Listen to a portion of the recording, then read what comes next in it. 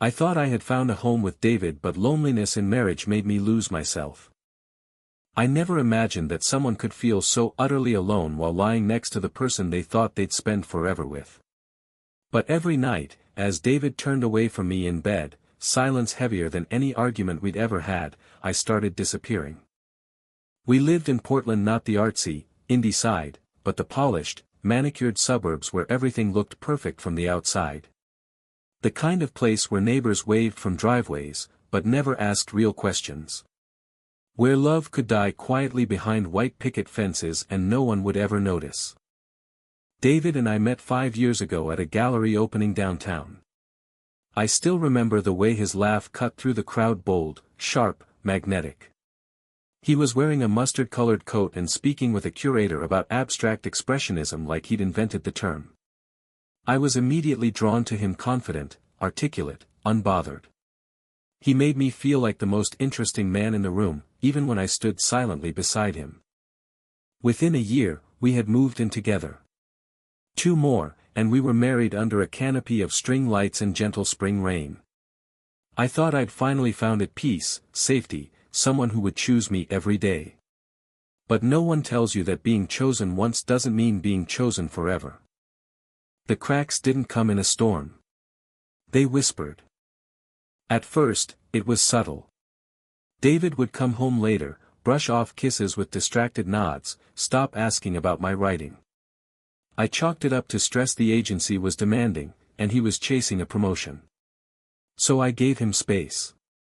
I cooked dinner, made the house warm, laughed at his jokes even when his eyes didn't light up like they used to. I gave him all the quiet support I thought a good husband should. But space turned into absence. Sometimes I'd hear him laughing downstairs at 2 a.m., light spilling from his office. I'd come down, hopeful maybe he couldn't sleep, maybe he missed me. But I'd find him in video calls with coworkers, or texting someone he claimed was from his marketing team. I didn't push. I didn't want to be that guy, the insecure, needy one. Instead, I started talking to myself in the mirror. "You're fine," I'd say, straightening my collar before dinner. "You're just overthinking. He's just tired. You're lucky, remember. You're married. You have someone."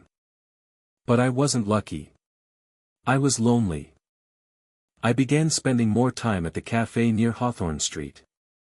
It was nothing fancy, mismatched chairs, a wall covered in community art, and a barista who always remembered my name. I'd bring my laptop and try to write, but mostly I people-watched. It was there, amid the clinking cups and low jazz, that I first saw Micah. He had the kind of smile that looked like it had survived things. Kind eyes. He always sat by the window with a sketchbook, coffee turning cold beside him. We never spoke at first. Just exchanged nods. Recognition. 2 strangers orbiting the same loneliness. Then one day, my laptop died and I swore under my breath. He looked up. "Rough day?" he asked. That's all it took. A question. A crack of light through the fog. We talked about nothing. And then everything. Micah was a freelance illustrator. He lived with his sister. Loved old vinyl, hated rom-coms, said he didn't believe in soulmates but believed in people who saved each other if only for a little while. I told him about David. Not everything, but enough. "He loves me," I said one evening, staring into my 3rd espresso. "Does he see you?" Micah asked. That question stayed with me like a bruise. I began seeing Micah more often. Not in secret, not at first. I told David I'd made a new friend. He barely nodded. I could have said I was joining a cult and he wouldn't have looked up from his phone. But with Micah, I felt awake. Seen. Like maybe I still existed outside of being someone's husband. The shift was quiet but deep. A brush of hands over sketchbooks. A shared umbrella in the rain. A night we stayed until the cafe closed, talking about dreams and fears and what it meant to be truly alive. I didn't mean to fall in love with him. But I also didn't mean to forget how to love myself. The guilt came in waves. I'd go home, lie beside David, and hate myself for smiling at Micah's texts. For checking my phone like a teenager. For feeling things I hadn't felt in years. Then came the fight. It was a Tuesday. David came home early, for once, and saw Micah's name on my phone. "Who's Micah?" he asked, voice low, unreadable. "A friend," I answered, too quickly. David's eyes narrowed. "A friend who sends you poems at midnight?" I didn't know he'd seen that. We didn't yell. David didn't do yelling. He did silence. Sharp, cold, punishing silence. And when he finally spoke, it wasn't anger that cut me, it was indifference. "I don't care who he is," he said. "I stopped caring about a lot of things lately." And with that, he walked upstairs. I sat there, numb, phone in hand, the poem still open on the screen. It was about wings. About freedom. About finding yourself in unexpected places. I didn't sleep that night. I walked to the cafe at dawn. The city still yawned. Micah was there, of course he was.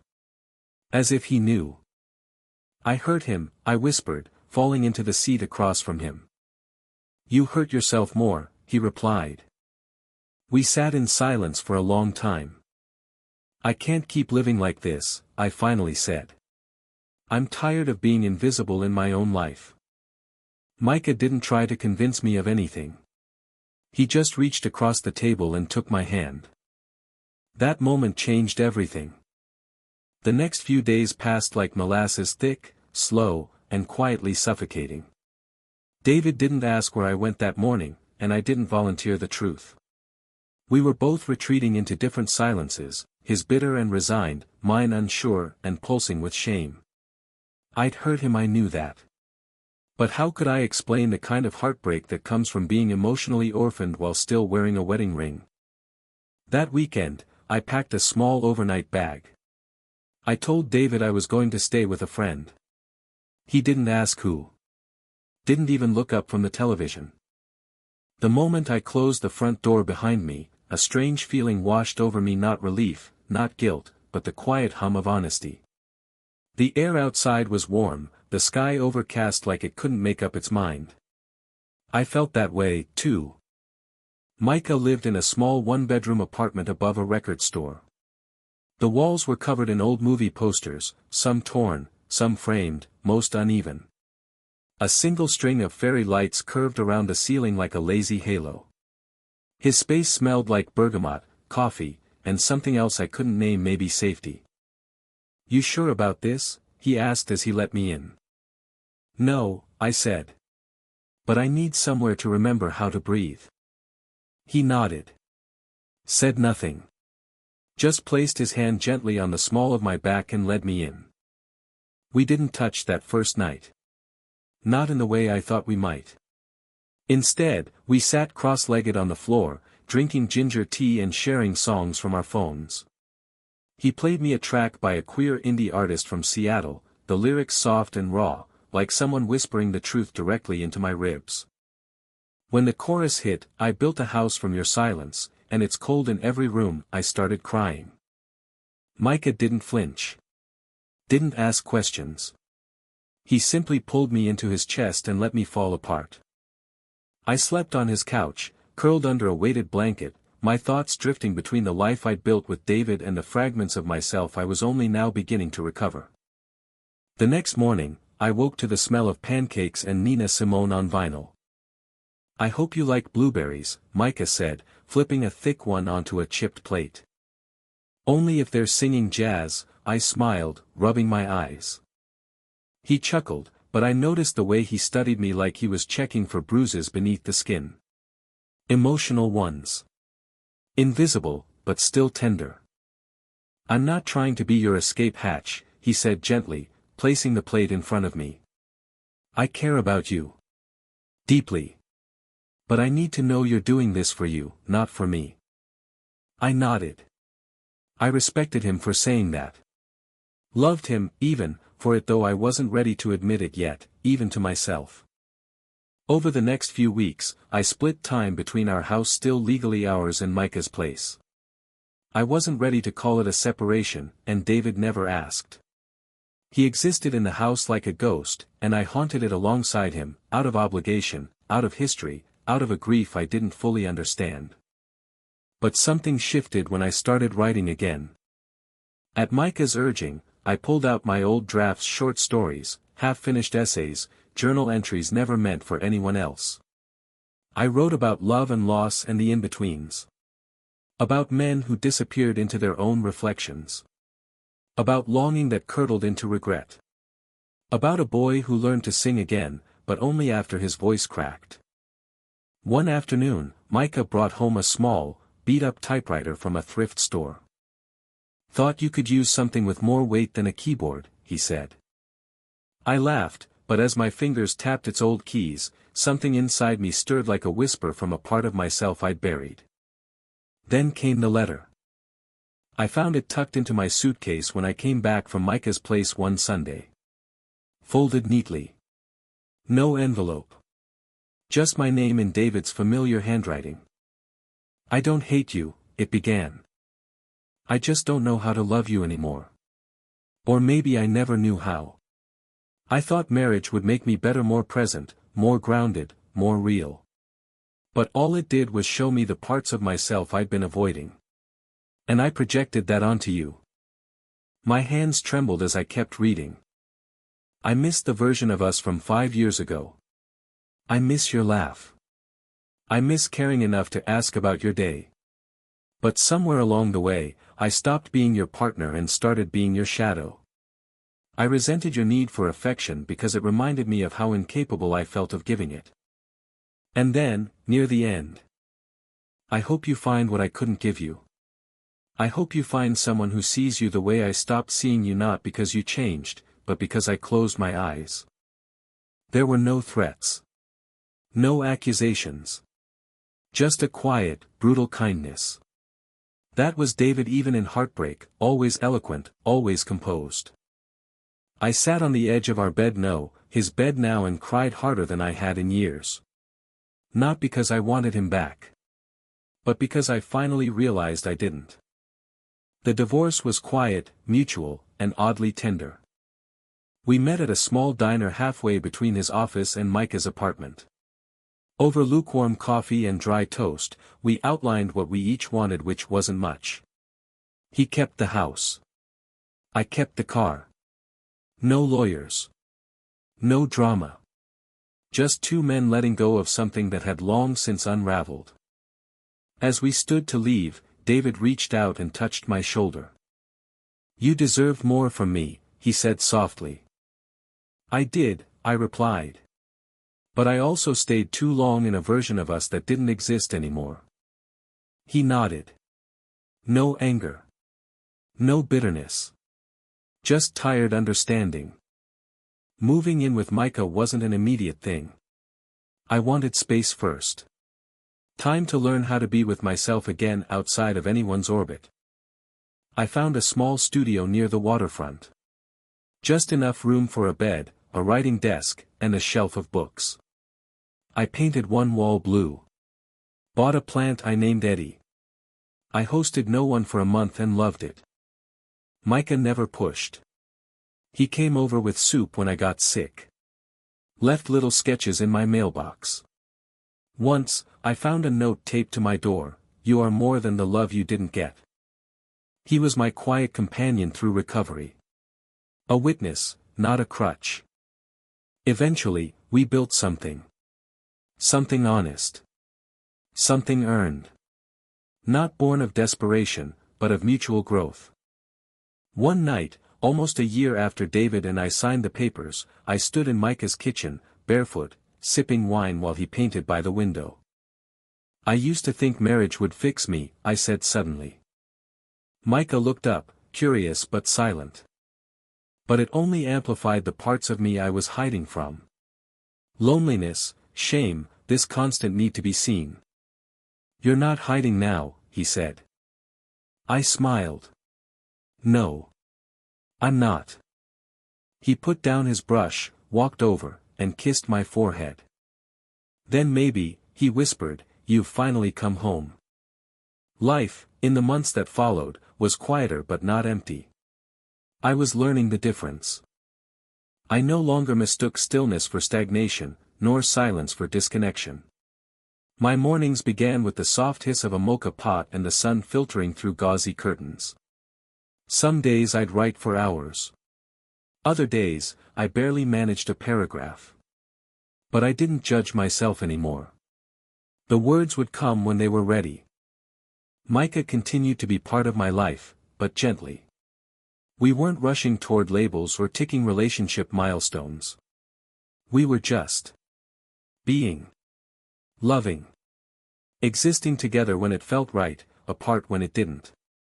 That kind of balance used to terrify me now, it felt like air. One evening, I got a call from my mother. She had never really approved of David, too cold, too calculating, she once said. She hadn't been wrong, but I hadn't wanted to hear it then. She was even more skeptical of Micah when I first mentioned him. She was from a generation that saw love as duty, and healing as indulgence. But when she called this time, her voice was different. Softer. I read your piece in the Oregon Voice, she said. I stiffened. You did?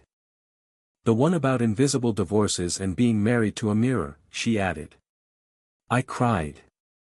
A pause. I'm proud of you. That simple sentence nearly unraveled me. After we hung up, I stared at the ceiling for a long time. That article had taken everything I had to write.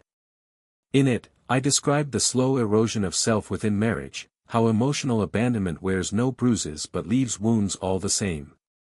I never mentioned David by name. I didn't have to.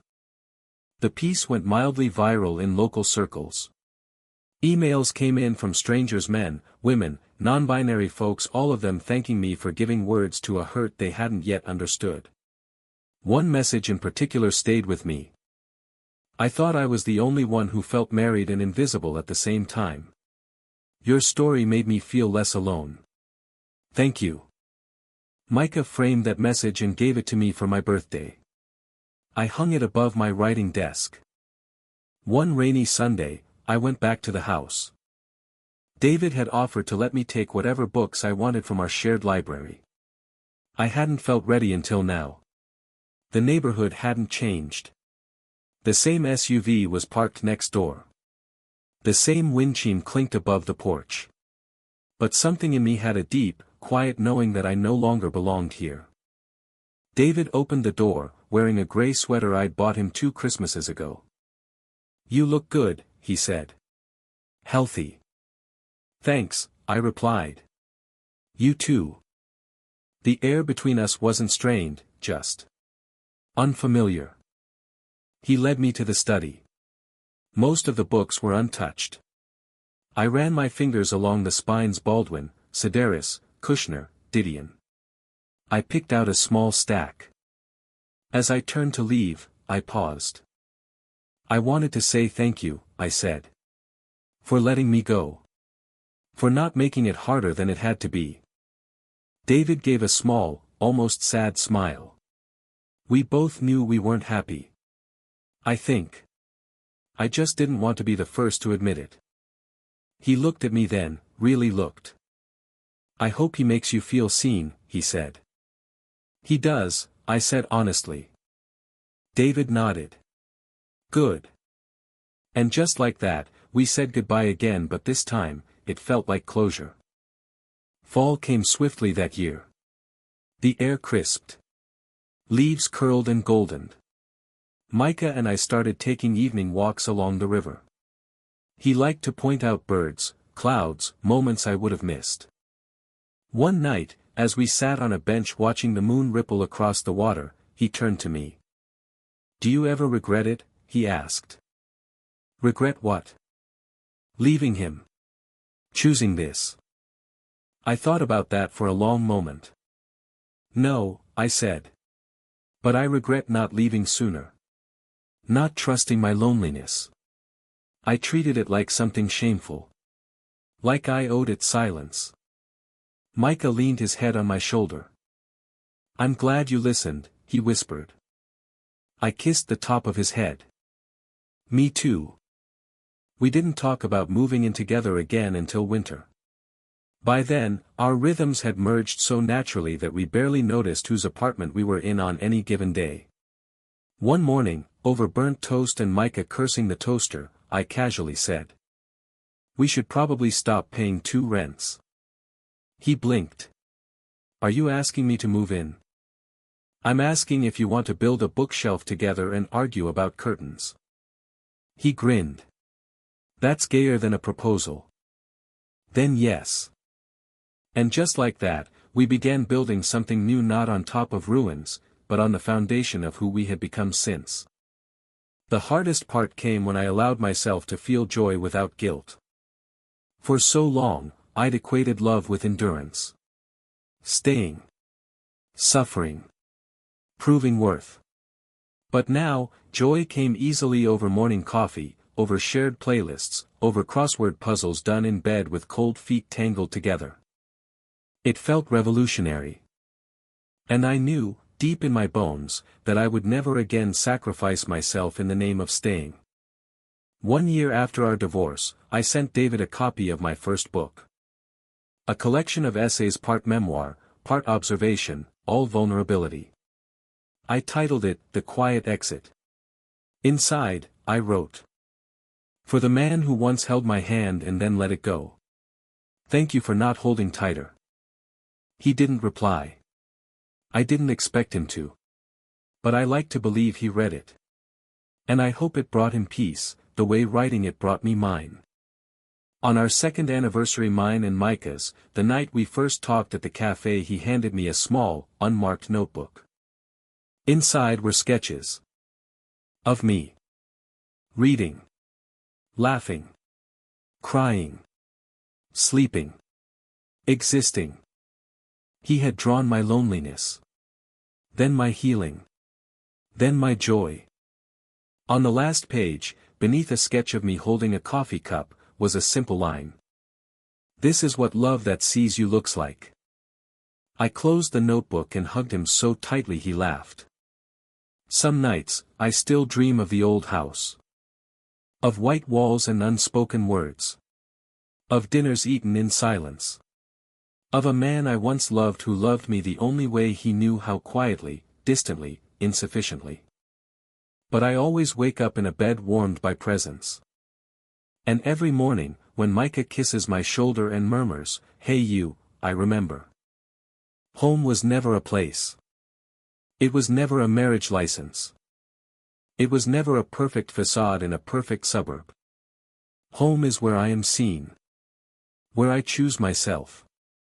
Where love is a mirror that reflects back wholeness, not the cracks. And finally I am home.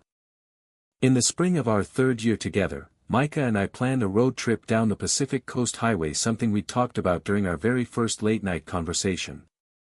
It was the kind of trip I never would have taken with David, not because he wasn't adventurous, but because we were always too tired, too busy, too distracted with keeping up appearances to just go. We rented a clunky little camper van named Gail from a friend of Micah's. She rattled over bumps and her air conditioner wheezed like an asthmatic, but we loved her instantly. We took turns driving, making playlists filled with queer anthems and 90s ballads and lo-fi jazz. We stopped at tiny diners, wrote postcards to ourselves, bought ridiculous souvenirs. We kissed under redwoods and slept curled up with the windows cracked open to let the salt air in. One morning, just outside Big Sur, we pulled over to a cliffside lookout. The ocean stretched endlessly beneath us, churning and alive. Micah leaned on the railing beside me. "I want to ask you something," he said, softly. "Okay," I replied, bracing, half expecting a question too big for the moment. But he just asked, "When did you know you were ready for real love?" I took a breath. "When I stopped trying to earn it." He nodded. "Me too." Then he pulled out a small box, not a ring box, nothing so cliché. Inside was a silver key. To our next home, he said, smiling. Wherever we decide, that is. I didn't cry. Not right away. But I felt my throat tighten, my chest swell. Because this wasn't possession. It wasn't a promise of forever wrapped in fragile expectations. It was an invitation. A choice. I took the key and kissed him. We ended up moving to a quiet neighborhood just outside Eugene. A small craftsman-style home with a porch swing and creaky floorboards. The garden was overgrown when we arrived, wild with lavender and bees. Micah loved it. I built a writing nook in the attic, angled toward the window that caught the morning light. The house felt lived in from day one. No silence in the hallways. No cold dinners. No pretending. Just life, messy, loud, unpredictable, beautiful. We hosted Sunday dinners, even though neither of us was particularly good at cooking.